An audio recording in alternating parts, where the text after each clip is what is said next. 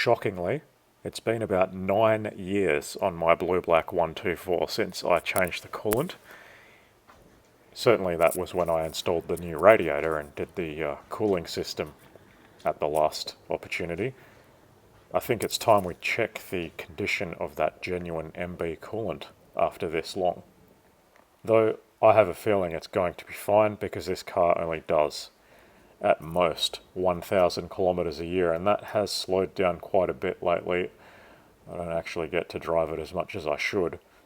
The last person that actually gave this a decent drive was Tim, driving to and from his place. But for me, yeah, it's been a long time. And that radiator isn't even looking that new anymore. It's shocking how fast time flies.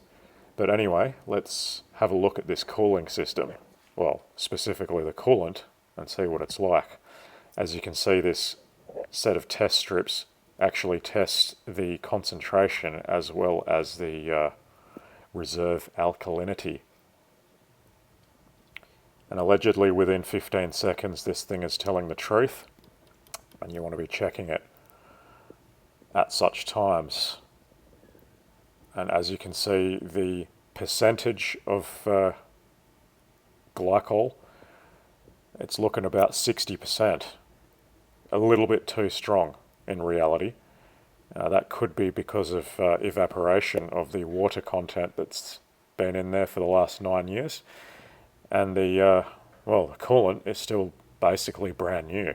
That's speaking volumes for genuine MB coolant. I don't even need to change this. I don't need to do anything, to be honest. So it's staying in there.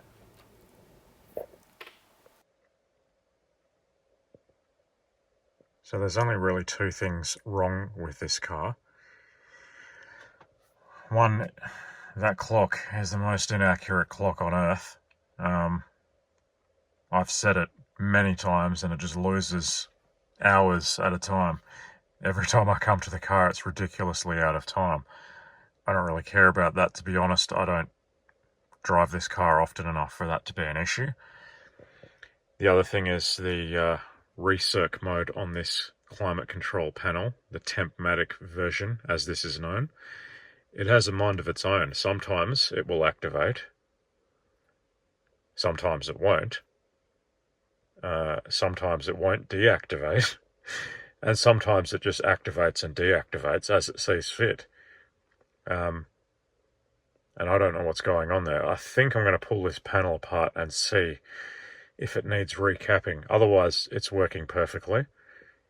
The 124 is not really of the era of the capacitor plague like the 210 is. Basically, everything in that car has needed to be recapped.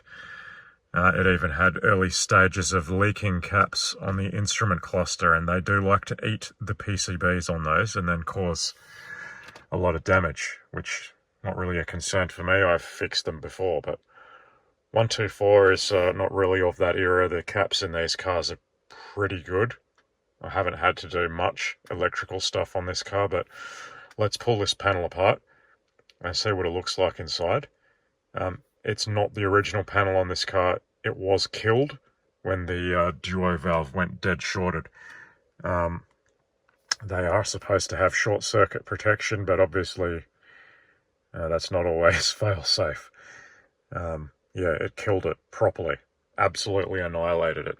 So this is a replacement panel I think I got from a South Australian junkyard back in the day when 124s were readily available. Anyway, I'll stop jabbering on and get this panel out. So these 124s are pretty easy to work on, to be honest. To get these knobs off, well, these Tempmatik control panels, I should say. The rest of the car, well, that's up for debate. If I don't want to scratch the knobs, which is always going to be the case, I'll put this cloth on here, and I'll also grip onto it like so, through the cloth, and pull it straight out. Now this knob is actually not hard to remove anyway. And then we've just got these big nuts here we need to remove. And then there's a Phillips screw either side, that is the wrong kind of screw. I don't know how that ended up in there. It's supposed to be countersunk like that so it's flush with the surface. But anyway, I didn't notice it before, so I'll just pretend I didn't see that. So I'll get these two out and those two screws out, and then this whole thing will lever up and unhook from the top. I'll show you that when I'm ready. So I now have these two screws removed and those two big nuts removed. Now it's worth noting on later versions of this wood trim panel, they do not have the screw holes at the bottom there. They rely only on these two big nuts to hold this piece of wood on. That is the case on my red 124. I don't have screws here, so it's actually even easier to take it off. And as you can see, it just pivots and comes off at the top, and you can see it has two hooks there that hook in at the top. And I'll put that away safely. And then the next thing we need to do, if I remember, because it has been quite some time since I've been in here, I think we need to take out these 4 screws, and then this thing comes out. I don't even know if I need to do that. Let's experiment. So the answer is yes, you need to take out those 4 screws, and then this whole thing just comes off. Now, out of interest, I've never seen them used, but there's actually screw holes either side of this control panel. I don't know in what markets or when that was ever used, but I've never seen screws actually put in there. Maybe that's an afterthought or something they changed their mind on. Now, the biggest pain in the butt thing to do now is to actually disconnect this connector, and it is like the world's tightest fit. It hooks on at the top here, and you simultaneously need to squeeze the tab at the bottom and pivot away with the bearing in mind that it's hooked at the top there. So squeeze it in at the bottom, and pulling it from the bottom, it should pivot from the top and then unhook. Let's see if my 44-year-old hands are still capable of doing this. No problem. So that's what the connector looks like. So now we can go and take this and pull it apart on the bench, and you'll see how to actually disassemble this thing, if I remember. It's been a while. Now that I've got this on the workbench, I seem to recall we need to remove these side covers that house these temperature wheels, and there's just 2 Phillips screws in there, so I'll get those off, and then I think we can unclip the entire housing. So yes, these come off pretty easily. The wheel just disconnects from the potentiometer there on the side, and these side covers, they've got just the 2 screws and then these 2 clips. You gently squeeze those inwards and this whole thing pops off. So now that that's done, I will get this open. So the back of the unit simply unclips from the front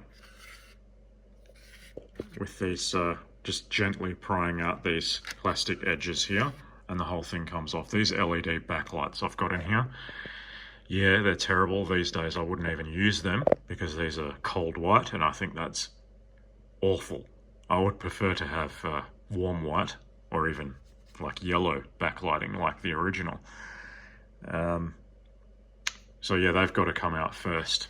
In this case, they just popped out anyway when that was removed. And that leaves us with this assembly here. And this is where it gets a little more advanced. We can see there's 2 capacitors in this thing, and they are Phillips. They do love to dry out and leak. 220 microfarad, 25 volts, and this one is 4.7 microfarads at, what is that, 63 volts. I don't have an equivalent of that. I'm going to have a 4.7, but it's not going to be 63 volts. It might be rated for 63 volts on that side to deal with some spikes, but I'm just going to fit what I've got and we'll give it a go. I've probably got 25 volts. Anyway, so the central buttons here, they are on a plastic frame with these little clips. There's, I think there's 6 of those. Yes, there is. There's 6 of those. It just needs to be pried off that and then without damaging that primitive flat flex cable. We then have access to the terminals that we need to desolder. And in a similar fashion to getting that front button PCB off, this plastic frame is also just clipped into the bottom PCB. We need to get that out of the way. So now we have full access to these terminals that we need to desolder. And just be aware that this primitive circuit board is of an extremely low quality. It is very easy to lift the tracks on this thing. And it is double-sided. So you want to make sure these terminals are free from the PCB before you start pulling this off. Otherwise, you will rip the traces off the backside.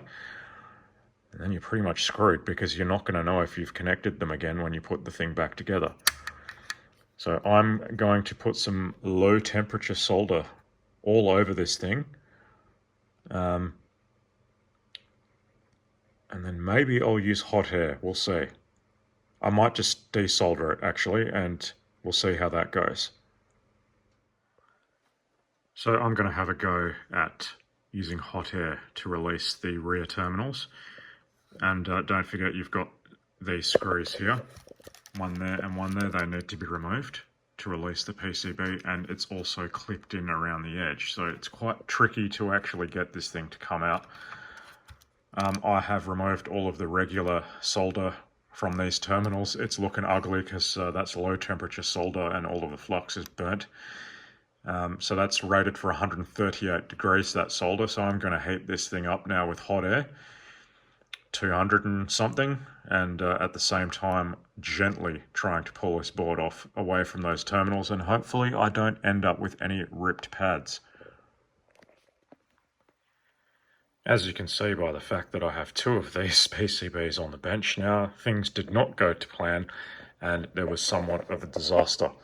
I cannot and will not recommend the air desoldering method because that ended in tears. Because of these little holes around the edge of the pads, it allows the air to go through, and I didn't even realize I was completely destroying that rear housing. And these pins are now all over the place. There's no way in hell this is ever connecting to that socket again. Fortunately, I had another one of these units, and it came out very cleanly, and no ripped off pads, using the soldering iron as well as a vacuum desoldering station at the same time. So heating the pad up and using this at the same time, making sure to suck all of the solder off, and then it came off cleanly without any broken pads. This is the one that was removed, and there's no broken pads on that at all. I'm still going to, no, I've actually mixed them up. This is the one that I've just removed. And it actually came off much cleaner than the hot air method. But I'm still going to use the original one. I don't know what the condition of this one was like. It was in the red car when I got it with 300 and something thousand kilometers on it. I don't know if it even works properly.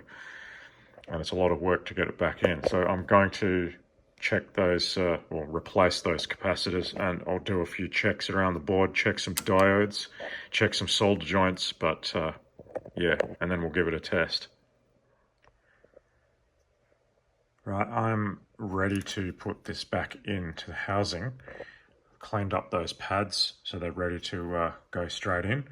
I have recapped it with modern technology solid polymer capacitors, and I have touched up all of the solder joints on the things that are suspicious, such as all of these and anything like human touch that may result in cracked joints just from, you know, vibrations and whatnot. I didn't see any cracked joints. Everything looks good. I'm hoping this actually makes some difference.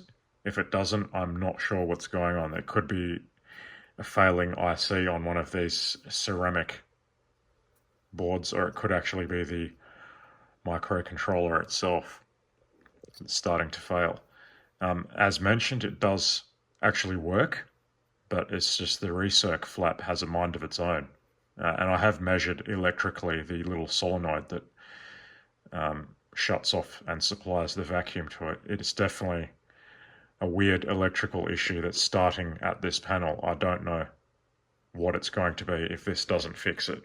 Probably I'm going to have to just get another panel. Okay, that's back together now. Here's hoping that I haven't destroyed it completely. And it still works at least as well as it did before. If it has fixed the issue, well, that's a bonus. But I'll put it together now and we'll go and test it in the car. It's just a matter of reversing the disassembly process. So I'm just going to clip this into that original main housing, put the side covers back on with the temperature wheels, and make sure the backlight bulbs are in their LEDs. So I will need to do that in the car to make sure the polarity is correct, otherwise they won't light up. So I've now confirmed the LED backlights are the correct polarity, and now it's time to test this thing out. And yes, they are color changing LEDs in the center there. That was a bright idea I had back in the day. I wouldn't do things like that these days, but I couldn't be bothered changing it out again. So let's test this panel. Does it still work? Now it's not exactly warm weather today at 18 degrees ambient, so I've got this set to min on both sides, and holy crap, that's cold. So at least it's still activating the compressor. Well, actually it's in defrost mode anyway, so it's going to run it regardless. So it's still functional.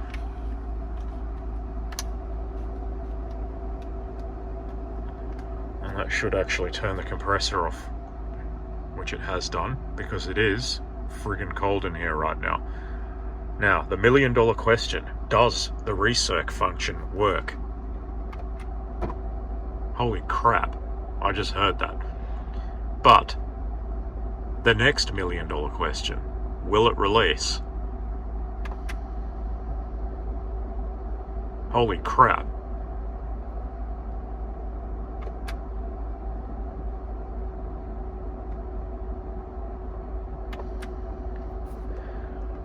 Jeez. Well, it may not be evident in the video, but I can hear that flap moving. I can actually hear the vacuum supply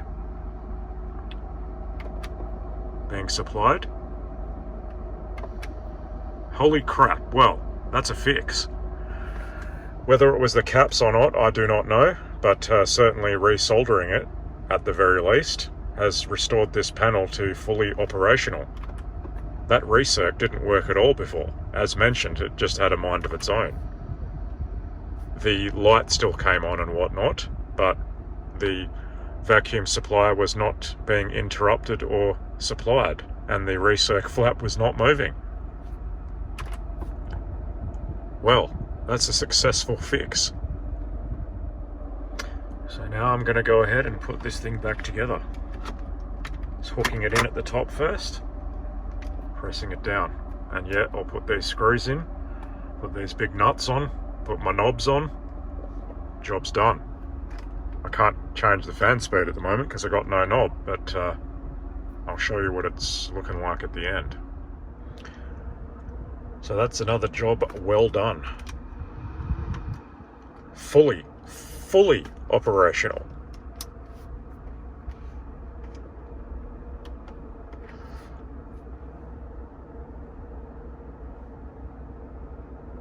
And here it goes, compressor is started.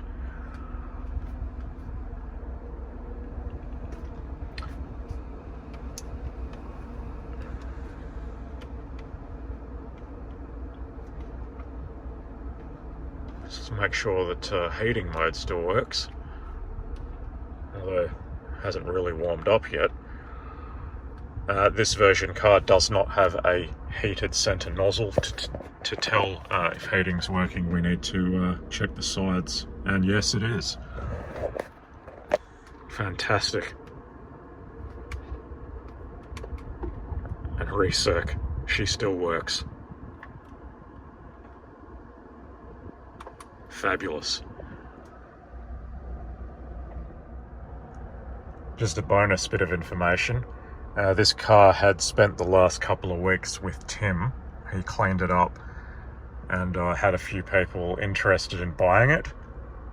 At the end of the day, I chickened out because I had a sleepless night during that process, thinking, why the hell am I getting rid of this car? And here we are. I pulled the pin on all prospective purchases and said, nah, I'm keeping this car. I can't live without it. Who knows if that will change, but at this point in time, you're not getting this car off me. It's mine. And it's staying that way for the foreseeable future. Yeah, I don't need the money, but I do need the space because it's getting quite ridiculous out here. And no, I'm not getting rid of my 210s because I love my 210s just as much as I love 124s.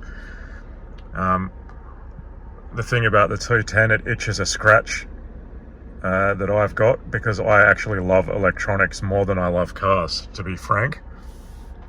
And the amount of electrical stuff that I've had to play around with, not out of necessity, but out of learning on the 210, has really itched that scratch. I've basically recapped almost every module in that car.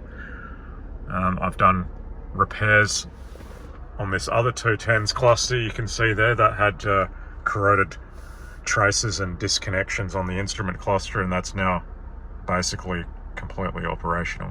The old 124, I've not really got much left to learn. It's all pretty simple. And now the only thing on this car that isn't 100% is that damn clock. Do I care? Not really. And having said that, I just checked the time and it's actually correct. I don't know what happens to that clock, but overnight it just dies and it loses hours. It may have cracked solder joints on the actual clock PCB itself, or the crystal, the reference crystal, usually 32 kilohertz from memory, 32,768 hertz. It might be failing. It's rare, but they do fail.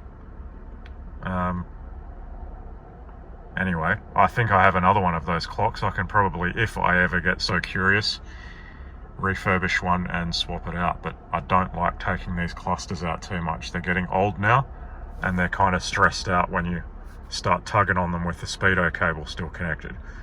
So yes, everything in this car works. Even the cruise control, I fixed that as well. There's absolutely no concerns with this car, and that deck I purchased non-working, I fixed that as well, and that is, of course, perfect as well. But I don't want to get a copyright strike, so I'm turning that rubbish off. Original books.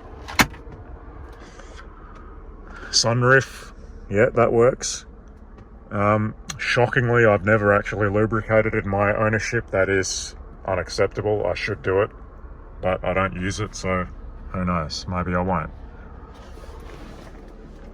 Anyway, that's enough talking rubbish. I think it's time to go inside.